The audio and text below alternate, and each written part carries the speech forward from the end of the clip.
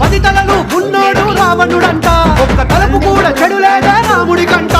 రామ రావణుల పెట్టి రామాయణ మాట గట్టి మంచి చెడుల మధ్య మనని పెట్టారంట. ధర్మాన్ని తప్పనోడు ధర్మరాజట, దయలేని వాడు యమ ధర్మరాజట.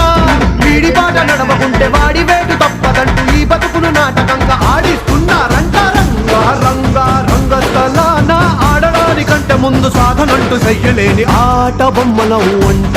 మనమంతా తోలు బొమ్మలవు అంట.